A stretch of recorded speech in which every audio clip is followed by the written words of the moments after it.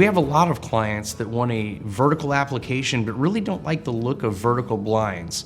Vertical blinds can be made of a cloth or PVC material, and generally speaking are pretty reasonably priced and on the lower end of budgets.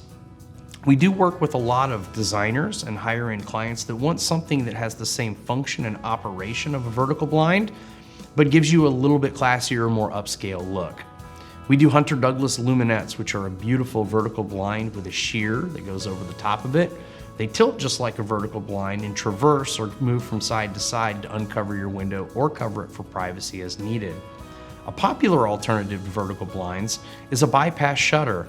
And if you're familiar with closet doors that slide open and close, that's how a bypass shutter works. It's a couple of shutter panels that hang over a window that you can slide one out of the way in front of the other to be able to utilize that sliding door.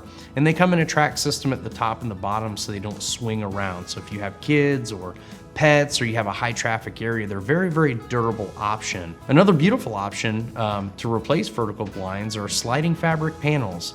The Hunter Douglas Skyline is a great example of this. They're offered in 11-inch or 17-inch width fabric panels that give you a much proportionately larger look on big sliding glass doors.